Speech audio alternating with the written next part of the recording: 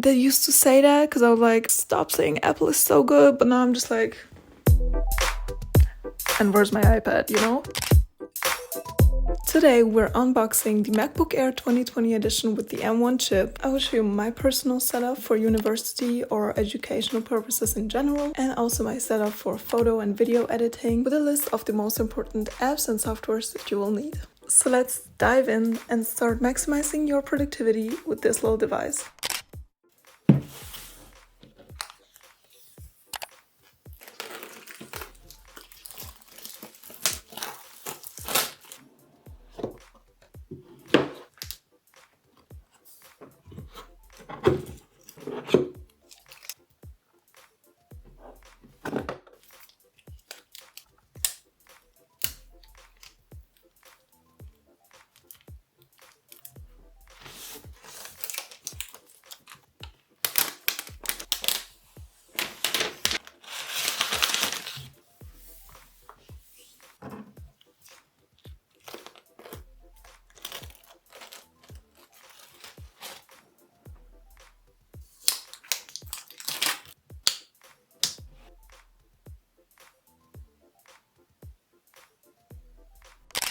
First point, you look very professional and you look very aesthetic. Look at me. This is not how a businesswoman is always sitting in a coffee shop and doing all her business stuff.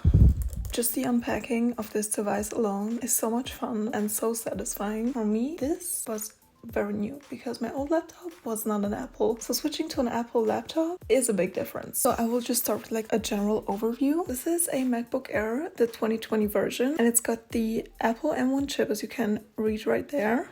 I chose the one with the 16GB memory because of video editing. My old laptop was 8GB and I can already like tell the difference. So we've got the 13-inch display and 245GB of storage. Let's move on to my desktop. I love this background so much. I made this myself on Canva. I wanted to go for the green vibe because my favorite color is green, so it's gonna be my whole personality at this point. I split it up into more like educational stuff like uni or like study stuff. And here on the left we have YouTube stuff like thumbnails or like editing stuff. Down on the left I want this to be kind of like life, I guess, just stuff I use that doesn't fit into the other categories. The empty one, I was planning on making this like a game theme or like a game section. I know MacBooks are not for gaming. I don't mean like professional gaming stuff. I just want to like download a few games if I'm like bored or on a long train ride or in the car for a long time, so that I have something. But as of now it's empty. Here we have the other apps.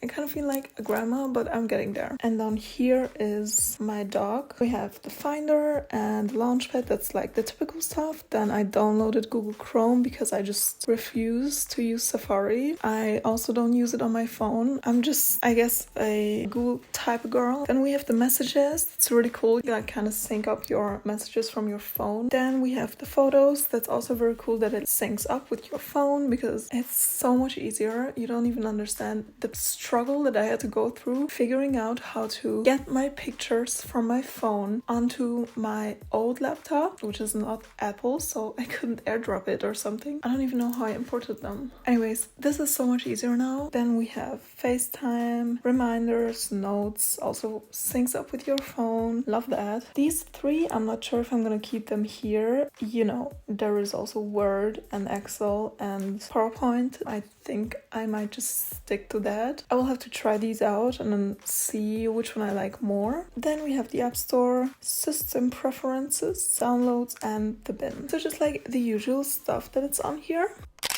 Let's look into my educational setup, how I plan to use my MacBook for university. This was also like one of my reasons to get a laptop in general, because for me, I just type way faster than I write. I already have like a Samsung tablet with a pen, the Samsung Tab S6, and that is perfectly fine. I use that for the last 3 years now, I guess, but I just type way faster, and for me it would be way more productive to take notes on a laptop than on on an iPad. So the first thing here in this little section is just a folder for university stuff. So now it only has my applications that I will have to send out in the next weeks. And then we have Microsoft Word for basically anything and everything. It's still like my favorite option for general writing purposes, like if I have to write a CV or an application, or for school if I had to write an essay. And like again, I will have to see how Pages is, but I think I will just stick to Word. And then I downloaded GoodNotes. I just wanted to like see how it's going to perform on a MacBook. You would have to pay for it. The first 3 notebooks are free, but then you would have to pay for it.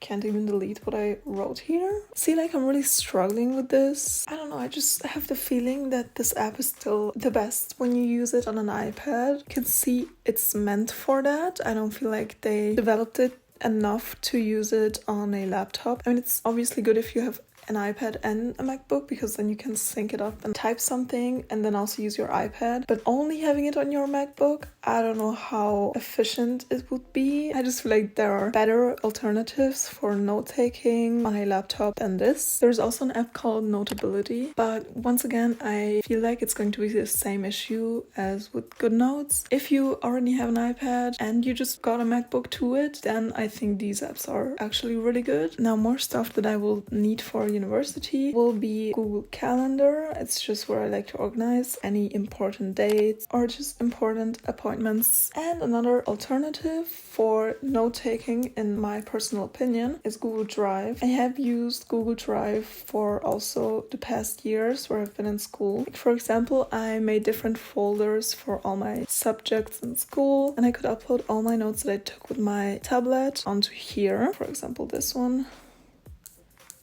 And with Google Drive, you're also able to take notes in Google Docs, and those notes will be automatically saved in your Google Drive. I also really enjoy taking notes on here. But with Google Drive, I already know how note-taking is like, because I already made summaries for my graduation and all of my subjects that I had my finals in. Here, for example. It just looks really clean, and of course for me, typing it out is way faster than handwriting it. So this was my educational setup as of for now. Let's move on to my editing setup. I focus on video editing, of course. I also like photo editing, but I haven't tried it on this MacBook yet. But from what I got so far, I think it would be easier to edit on my MacBook than on my phone, for sure.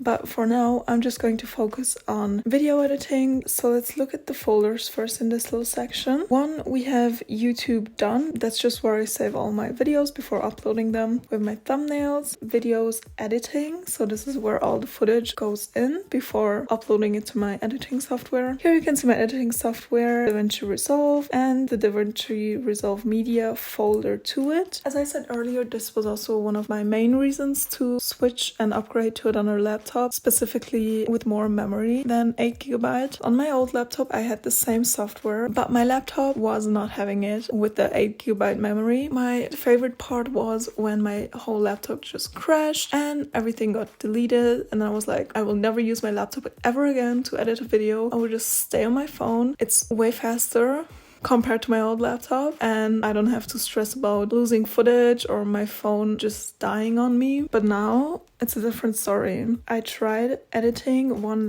test video on this laptop, and I had no problems whatsoever with the playback, importing footage, or also exporting footage. It did not die. It did not give up. It was pulling through. Even when I color graded and color corrected, it would still play back the video smoothly. For me, this was worth every single cent that I spent on this laptop. The first editing software that I tried on this MacBook was obviously iMovie, just because I wanted to see how advanced it is, what you can do with it. It's really good if you starting out with editing. Then we have the software that I'm using. It's DaVinci Resolve. It can be a bit difficult to understand in the beginning. It could seem a bit complicated, but I think that's with every editing software. But once you get used to it, it's really convenient to use it. I use the free version, but there's also a premium version for 300 euros. I personally don't think that I need it because all the options that I have in the free version are enough for me and for my editing. For the same price, you could also get Final Cut Pro, which is Apple's version of a more professional editing software. And I feel like it's very popular. Every second or third YouTube video that I saw about how I edit my videos or what I use to edit my videos is with Final Cut Pro, or many popular YouTubers use Final Cut Pro. But yeah, for me, it still seems a bit unnecessary, especially considering that I have a free version where I have everything that I need and I don't do this professionally. For me and my bank account, I think this is enough. Also, a very popular option is Adobe Premiere Pro. I think it's about 20 or 22 euros a month. I don't really like the concept of monthly paying. The way I look at it is you have Final Cut Pro and you have Premiere Pro. Yes, you pay 300 euros for Final Cut, but after a certain amount of time, you also pay that much and then even more for Premiere Pro, if you know what I mean. This was it for my video editing setup. Overall, I am very happy with my purchase, as you can tell, and I would recommend this MacBook to anyone who is considering buying one. If you're looking for something more professional, obviously the MacBook Pro would be the ones that you should look into, but I think if you're on a budget, like same, then you'll still be very satisfied with the MacBook Air, especially if you're upgrading from an older laptop or switching to Apple from another brand before. It's such a huge difference, and I hated people that used to say that because I was like, no, like stop saying Apple is so good, but now I'm just like,